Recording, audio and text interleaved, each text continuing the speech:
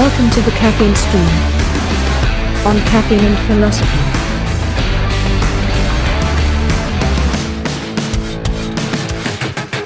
Alright, hello everyone. Welcome to the Caffeine stream. My name is CB Robertson and this is episode 20. And after a quick poll, because I'm a little bit late in getting this up, we've decided, we as in the people on Instagram who responded, that we were going to do an introduction to Friedrich Nietzsche. Now, I felt sort of compelled to address this shortly because I did say some negative things about him in relation to transhumanism. His idea of the Übermensch is pretty influential there, and I didn't want to give the impression that I am opposed to Nietzsche. In many ways, Nietzsche has, for me, been one of my own more influential philosophers in my thinking. He's a very interesting character. He's an anti-Enlightenment, wrote some very interesting criticisms of science long before his time, but was not a mere romantic either in the William Blake strand of thinking.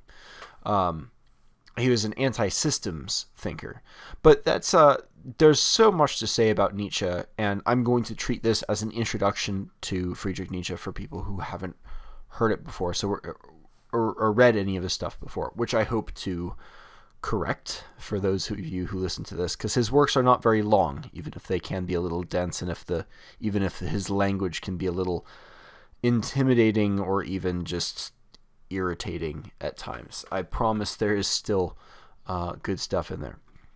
So I thought that the three things most worth addressing in an introduction to Nietzsche and what this weird 19th century dude was all about, that hasn't already been covered by Jordan Peterson, because Jordan Peterson has spent some time, to his credit, clarifying what Nietzsche meant by one of probably his second most famous line. His most famous is, of course, the slightly misquoted but still very prevalent, "That which does not kill me makes me stronger," followed up closely by the "God is dead." And for those of you who haven't heard, Jordan Peterson does a pretty good job of explaining how this is a descriptive statement, not a denunciative pronouncement, a triumphant, victory cry over a deceased god. It was spoken in a couple of works. I think first in Thus Spake Zarathustra, but also in one or two other ones. The parable of the madman carrying the lantern. It's spoken with a kind of awe and reverence, in a way, of like a look at what we've done, how on earth are we going to move forward kind of tone, which is an important thing that a lot of Christians don't catch when they hear the line. But anyways, that's the stuff that's already covered. So I thought that the important topics to go over in an introductory conversation about Nietzsche would be morality, health and philosophy, and Christianity. And Christianity sort of ties together the health and philosophy and morality subjects. So Nietzsche was the book to go to for Nietzsche's opinion on morality is really, it's the book that my friend Jack Donovan recommends most people start with, which is the Genealogy of Morals. It's really his most accessible book. A lot of Nietzsche's writing is aphoristic and notoriously difficult to parse out. But the Genealogy of Morals is pretty readable. And it's been a while since I read it, but what I remember was that he begins his Genealogy of Morals by taking fire at what he called English morality.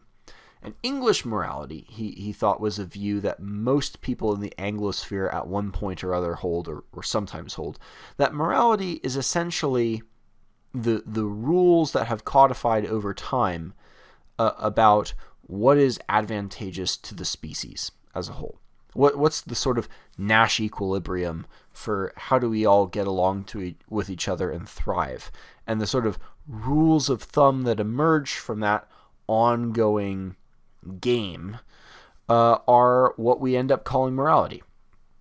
Nietzsche thought this was transparently stupid and was not at all descriptive of morality. He said there are many things that are advantageous to the species that most people consider immoral, and there are also things that are considered moral that are very disadvantageous to the species.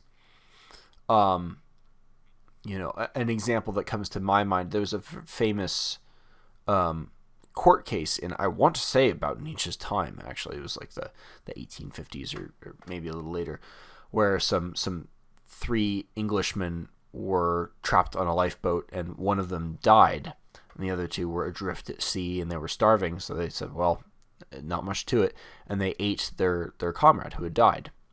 They didn't kill him. He died on his own. I guess that was demonstrated and proved beyond reasonable doubt, but the court nevertheless convicted the 2 of cannibalism,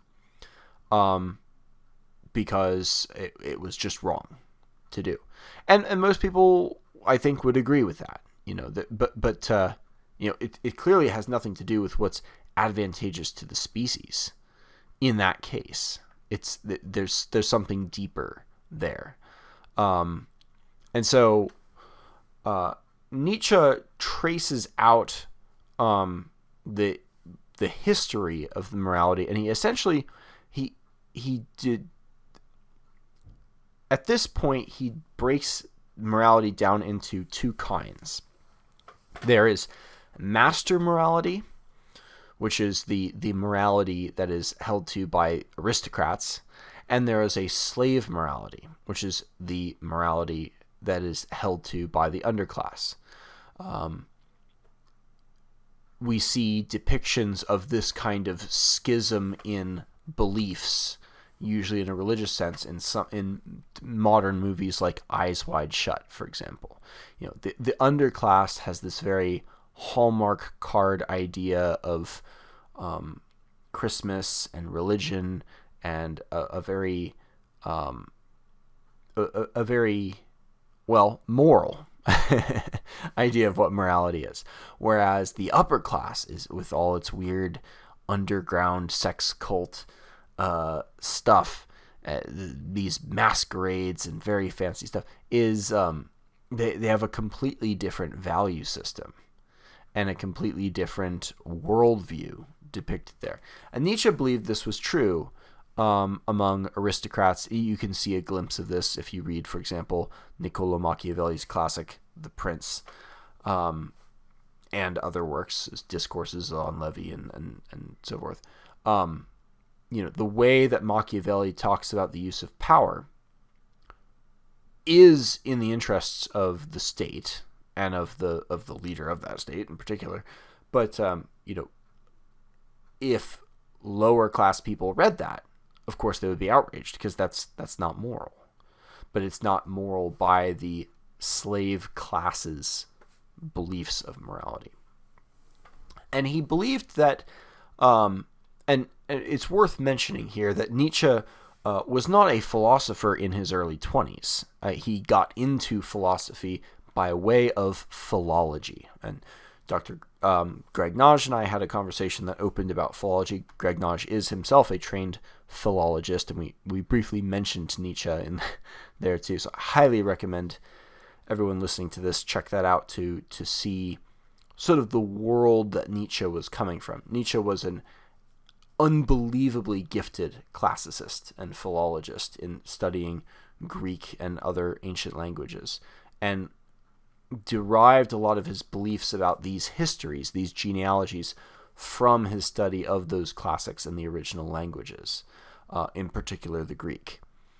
So anyways, that's the background for where he's drawing the and his authority for opining on these subjects about morality and history and slave moralities and master moralities and so forth. And the distinction, he argued, was that master moralities believe in good and bad. There are things that are good, and there are things that are not good, that are, unpleasant, or maybe a little more than unpleasant. But it's not, but only in the slave class, in the slave morality, do you get not good and bad, but good and evil. And notice that dichotomy actually changes the tone of what the good is as well. It's no longer exactly the same kind of good. So, people will often say that Nietzsche was a moral nihilist. And there's a degree of truth to this. He did say that, especially in his later writings, it's not really useful to talk about morality.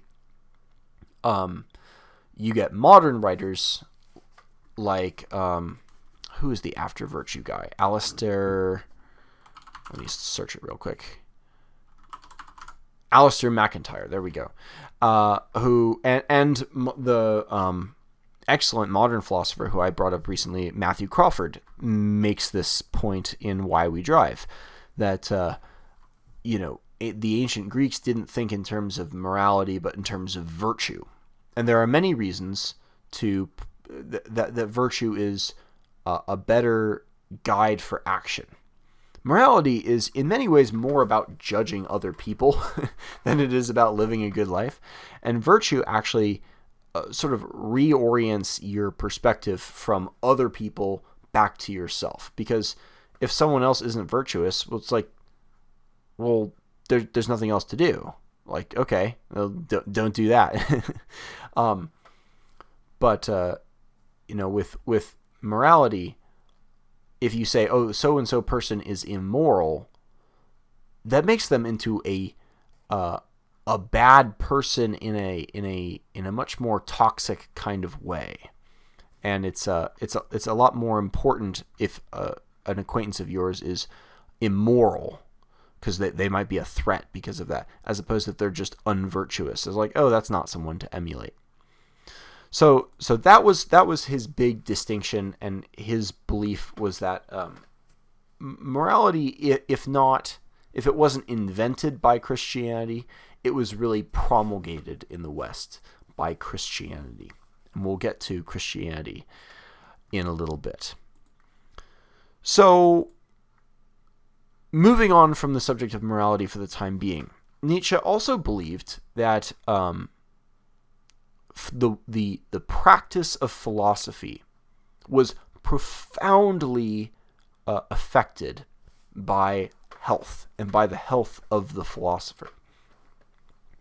And I want to read a quote, and the book to read on this is called, it's variously translated as The Joyful Wisdom, sometimes as The Gay Science. That's not as popular of a translation of that title these days for obvious reasons. But I want to read a quote at length from the opening of this book. So he's opened by describing how great he feels, as if he's gotten up, he's feeling like a convalescent who's woken up and is beginning to feel the joy and the vitality of spring coursing through him. And this is very unusual for Nietzsche. Nietzsche spent most of his life very sick, and as a sickly person, struggled with that. So this is a very, very close to his heart subject. But anyways, after all of this speaking about the joy of feeling well, he puts words in the mouth of a hypothetical reader who says, basically, why? Let's leave Herr Nietzsche. What does it matter to people that Herr Nietzsche has got well again? A psychologist knows few questions so attractive as those concerning the relations of health to philosophy, and in the case when he himself falls sick, carries with him all his scientific curiosity into his sickness. For granting that one is a person, one has necessarily also the philosophy of one's personality. There is, however, an important distinction here. With the one, it is his defect which philosophizes. With the other, it is his riches and power. The former requires philosophy, whether it be as support, sedative, or medicine, as salvation, elevation, or self-alienation. With the latter, it is merely a fine luxury, at best the voluptuousness of a triumphant gratitude, which must inscribe itself ultimately in cosmic capitals on the heaven of ideas. In the other more usual case, however, when states of distress occupy themselves with philosophy, as is the case with all sickly thinkers, and perhaps the sickly thinkers preponderate in the history of philosophy, what will happen to the thought itself which is brought under the pressure of sickness? End quote. So, to me, it draws to mind a line from Aristotle's Nicomachean Ethics, where Aristotle is describing how, a view of the good sort of requires a degree of life experience, because people who, are poor are going to overemphasize the importance of wealth for happiness. People who are currently starving or hungry are going to overemphasize the importance of food for goodness, or maybe they had experienced that in the past, and so forth. People often sort of philosophize to compensate for shortcomings, and so you can get these skewed and off-kilter and misleading philosophies that come from very sick people. Jordan Peterson comes to mind here, and I would be shocked if Jordan Peterson is not himself aware of this and thinks about this. He, like Nietzsche, is also a sick person, and it doesn't invalidate their view by any stretch of the imagination, but it is a point to remember. And so Nietzsche is very skeptical of a lot of philosophers who are just philosophizing and spiritualizing their own pathologies into these systems.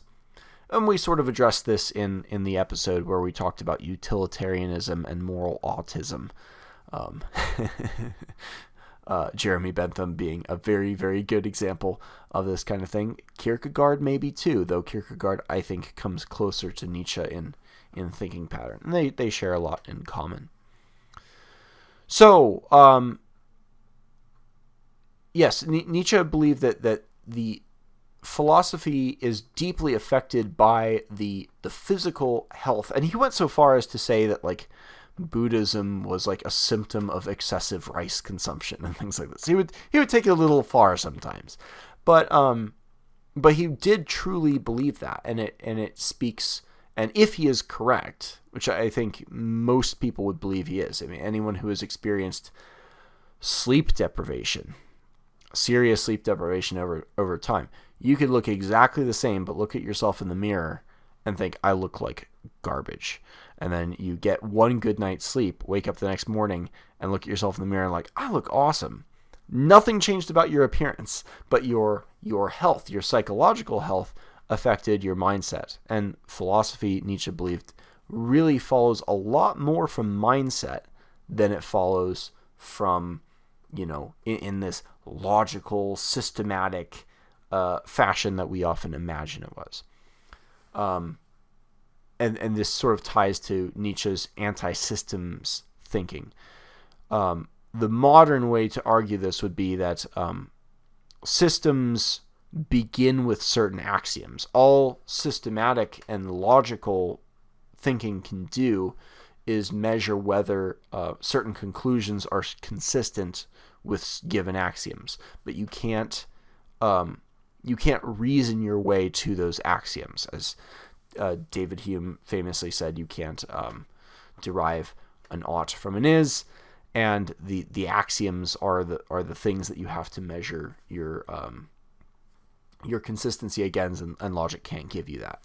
So all you're left with is a sort of aesthetic, taste-driven feeling for what is good and what is worth aspiring for. And health, Nietzsche thought was a large source of that. And as I mentioned before, the book to read on that is The Joyful Wisdom, but he brings this up in other books as well. And I would I guess now is as good of a time as any to transfer to move on to our final point in our little introduction of Nietzsche here, which is Christianity. The book here to read is The Antichrist. And it was his second to last book, and it's arguable whether, scholars disagree on whether his last book was really, he was still sane at the time he wrote it. So it might be his last sane book. And it really, as a work of philosophy, it really merges the two ideas we've been talking about here, which is morality and health and philosophy. Because if the question might follow, if poor health can lead to poor philosophizing, can the reverse also happen? Can poor philosophizing also lead to poor health? Can it express itself and actually self-perpetuate the poor health? Nietzsche believed this was the case. Nietzsche believed that Christianity emerged as a slave morality of the Jews under Roman rule, and that he had some positive things to say about Jesus. He thought Jesus was an interesting character, more like a Buddhist than anything else. And Nietzsche, I am assuming, was basing this on philological resources that I have not personally seen. I tend to side with Christians in thinking that Paul was actually probably,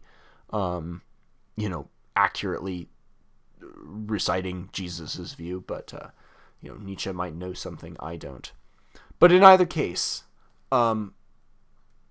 Nietzsche, his hatred for Christianity is really a hatred for Paul more than anyone else.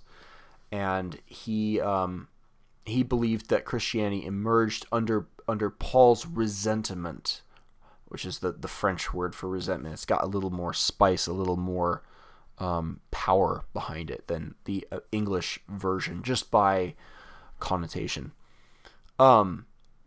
And he believed that it was a slave morality designed to enervate and to condemn and to demoralize and to weaken the Romans.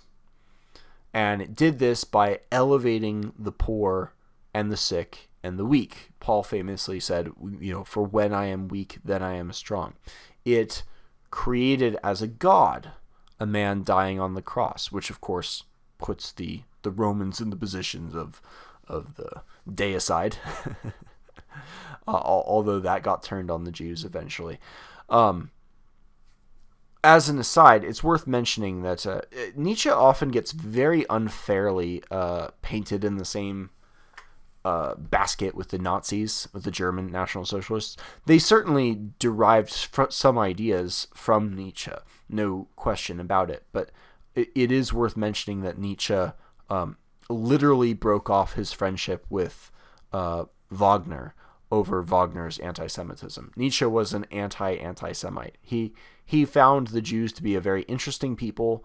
He had some criticisms of the Jews. They were far less harsh than his criticisms of the English or of the Germans themselves.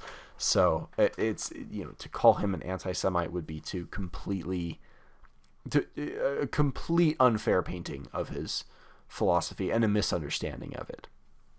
But anyways, that aside notwithstanding, he does think Christianity does come out of a Jewish linguistic tradition where they chose, in his words, he said, when faced with the question to be or not to be, the Jews carefully considered the matter and said, to be at any price.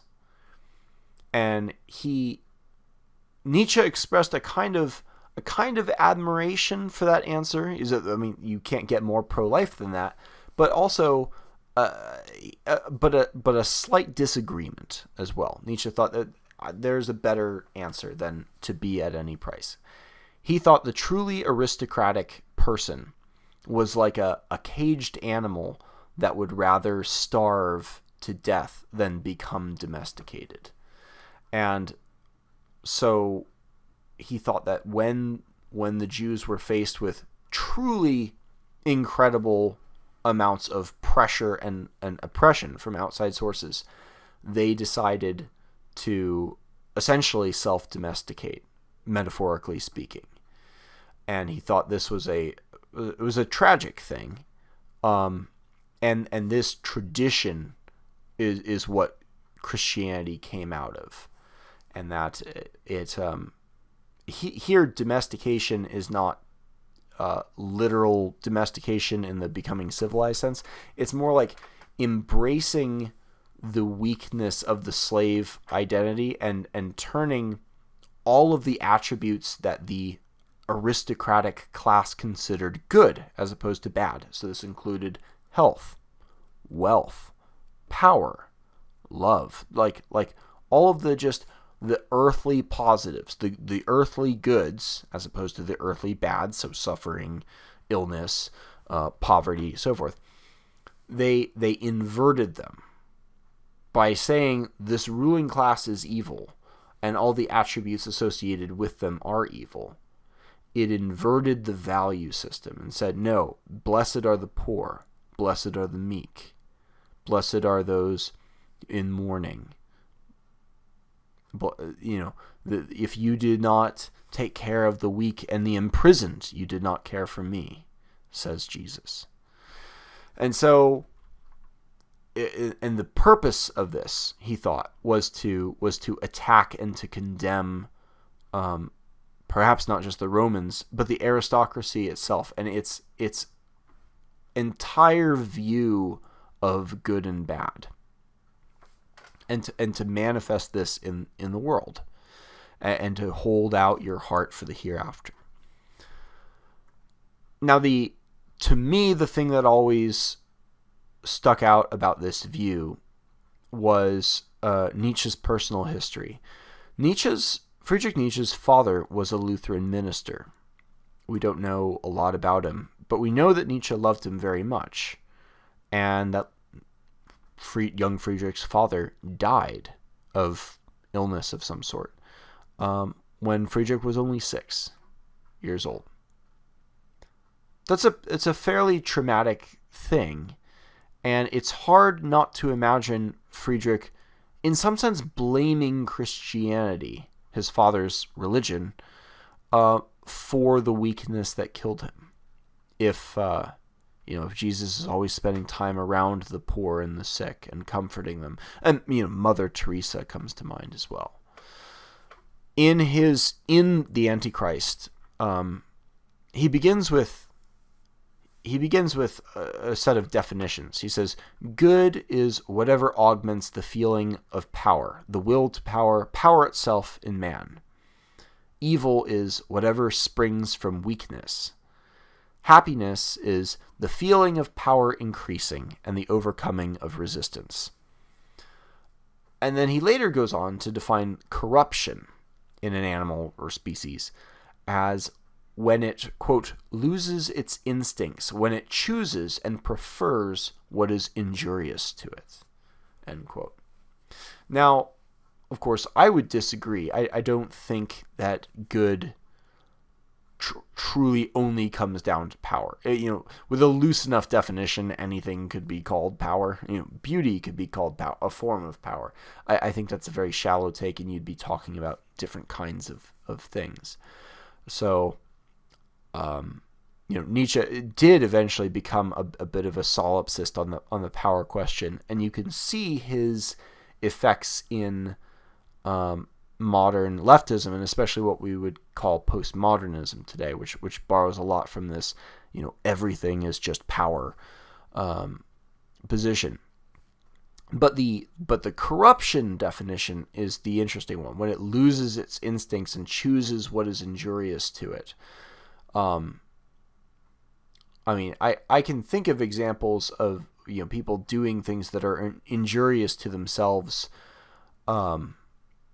that are also an expression of power. So like powerlifting, for example, and a very appropriate name for the subject, is an expression of power and overcoming resistance. That's literally, that powerlifting is basically Nietzsche's definition of happiness.